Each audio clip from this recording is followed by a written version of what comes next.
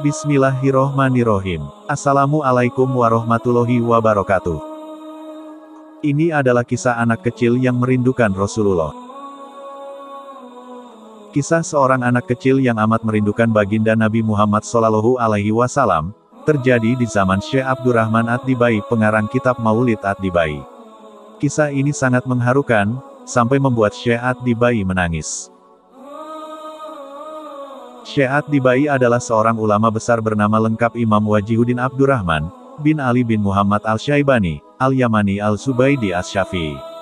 Beliau lahir pada bulan Muharram tahun 866 Hijriah, dan wafat pada hari Jumat tanggal 12 Rajab tahun 944 Hijriah. Usia beliau kurang lebih 76 tahun. Beliau dikenal sebagai seorang ulama yang jujur, lemah lembut, dan indah tutur katanya.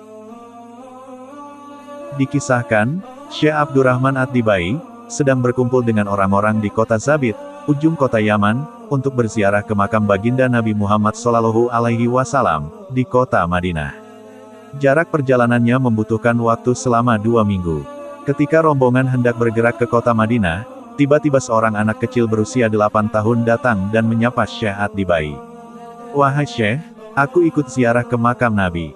Permintaan anak kecil itu tidak diizinkan oleh Syekh, karena khawatir membuat susah rombongan.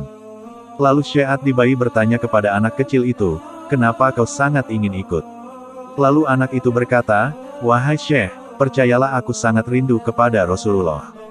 Namun dijawabnya, "Sudahlah, kau tetap tak boleh ikut." Maka berjalanlah rombongan tadi. Setibanya di kota Madinah, tepatnya di depan makam Rasulullah. Syekh Abdurrahman Ad-Dibai terkejut, melihat anak kecil itu ada di hadapannya. "Wahai anak kecil, dari mana kau datang? Bagaimana kau bisa ikut?" "Ketika kalian berangkat, aku masuk dalam kotak peti ikut bersama rombongan ziarah ke makam Nabi Muhammad," kata anak itu. Syekh Ad-Dibai berkata, "Aku tidak heran kalau kau masuk peti, tapi selama 2 minggu kau makan dan minum dari mana?" "Aku tidak makan dan tidak minum." "Wahai Syekh, sungguh aku dilupakan dari makan dan minum karena sangat rindu kepada Nabi SAW. Anak kecil tadi pun bertanya, "Wahai Syekh, apakah benar tanah ini pernah dipijak Rasulullah?" Kata Syekh Ad-Dibai, "Iya." Kemudian anak itu mengambil tanah itu lalu diciumnya tanah tersebut. Anak kecil itu tiba-tiba roboh, seakan-akan pingsan. Rupanya anak kecil itu telah wafat. Anak kecil itu pun dikebumikan di luar kota Madinah karena orang luar. Kemudian Syekh dan para rombongan mengerjakan umroh. Saat pulang, Syekh Ad-Dibai teringat anak tersebut, lalu datang menziarahi makamnya. Ketika Syekh melihat keadaan makam itu menjadi bingung. Karena makam yang berada di luar kota Madinah, berangsur-angsur bergeser masuk kota Madinah mendekati makam Nabi Muhammad SAW. Melihat itu, menangislah Syekh Abdurrahman Ad-Dibai. Sampai sekarang makam tersebut masih ada dan berada di seberang Masjid Nabawi. "Wahai anak kecil, betapa hebat dan mulianya engkau, sewaktu kecil kau rindu hendak ziarah ke makam baginda Nabi Muhammad SAW, dan sewaktu kau wafat, kau juga rindu kepada Rasulullah." Syekh Abdurrahman Ad-Dibai pun menangis di dalam rumahnya. "Aku ini adalah seorang imam, tapi aku malu, melihat kecintaan seorang anak yang sangat mencintai Rasulullah SAW." Syekh Ad-Dibai pun menulis riwayat perjalanan anak kecil itu dalam kitab Maulidnya, Kitab Maulid Ad-Dibai. Kita sering mengaku sebagai pengikut Rasulullah SAW. Namun apakah betul kita ini pengikut manusia yang paling mulia, yaitu Rasulullah SAW? Sesungguhnya hutang kita kepada Rasulullah itu sangat besar, melebihi hutang kita kepada orang tua.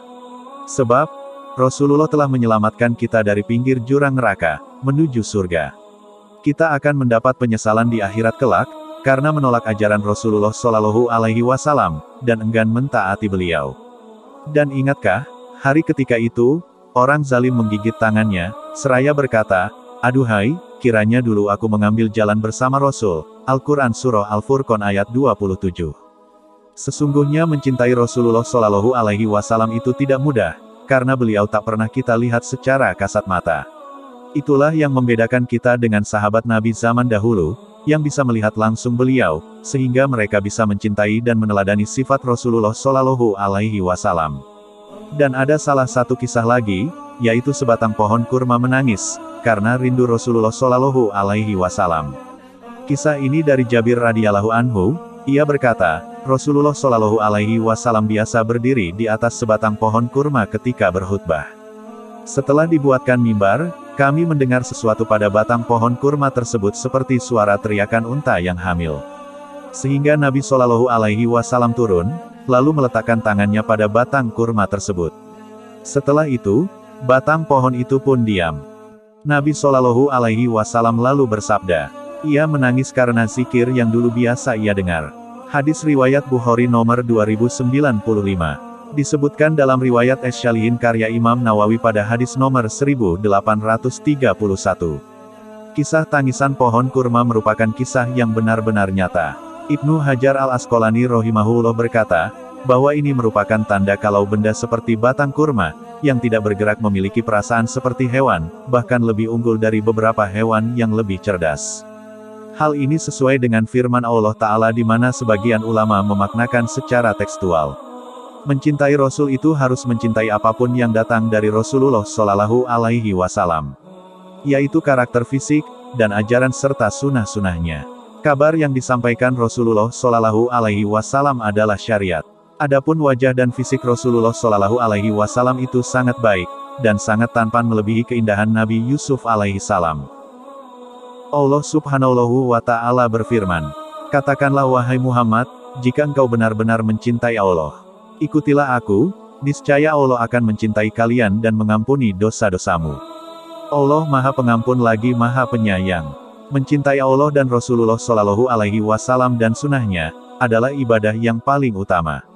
Begitulah kata ulama, wajib bagi manusia mencintai Allah dan Rasulnya melebihi kecintaannya dan dirinya sendiri. Sebagai contoh, ada kisah seorang sahabat Nabi Shallallahu Alaihi Wasallam yang cintanya luar biasa kepada Nabi. Dialah Umar bin Khattab.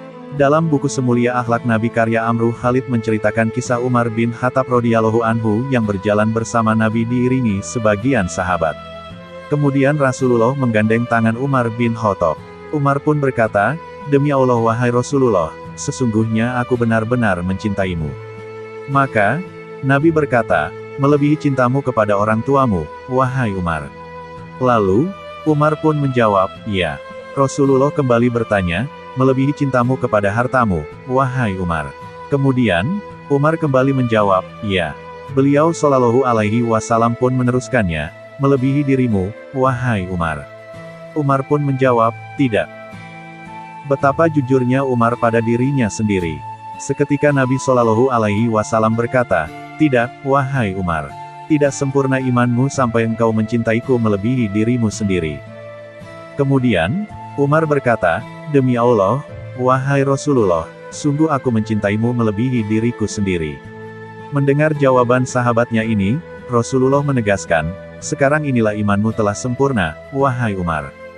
Hadis riwayat Bukhari.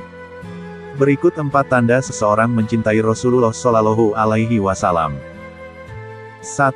Dia akan mengikuti Rasulullah Shallallahu Alaihi Wasallam. Katakanlah, jika kamu benar-benar mencintai Allah, ikutilah aku, niscaya Allah mengasihi dan mengampuni dosa-dosamu. Allah Maha Pengampun lagi Maha Penyayang. Quran Surat Ali Imran ayat 31. 2. Senantiasa memperbanyak solawat. Memperbanyak solawat khususnya di malam dan hari Jumat, merupakan sunnah yang disukai para pecinta Nabi. Mereka yang banyak bersolawat berarti ia mencintai Rasulullah Shallallahu Alaihi Wasallam. 3. Berharap bermimpi bertemu dengan beliau.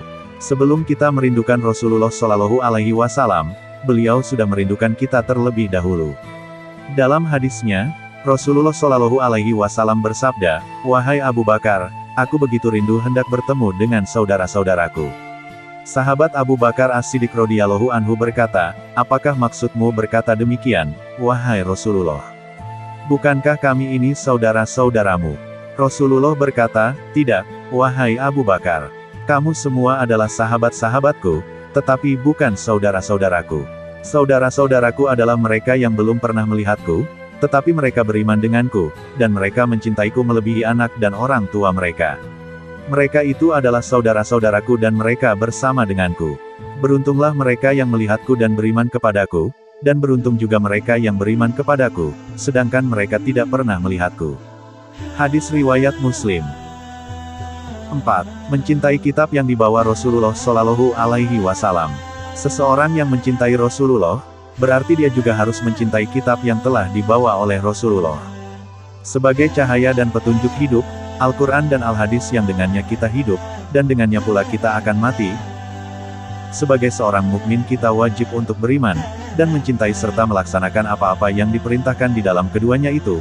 Al-Quran mempunyai nilai yang sangat universal, yang tidak akan pernah lapuk ditelan zaman, yang sesuai dalam segala suasana. Dan inilah kisah anak kecil yang rindu Rasulullah, sampai sebatang pohon pun ikut merindukan sosok baginda Nabi Shallallahu Alaihi Wasallam. Semoga kita bisa mengambil pelajaran dari dua kisah ini, dan bisa menambah kecintaan kita kepada Allah dan Rasul-Nya. Amin ya robbal alamin. Wallahu a'lam bishawab. Wassalamualaikum warahmatullahi wabarakatuh.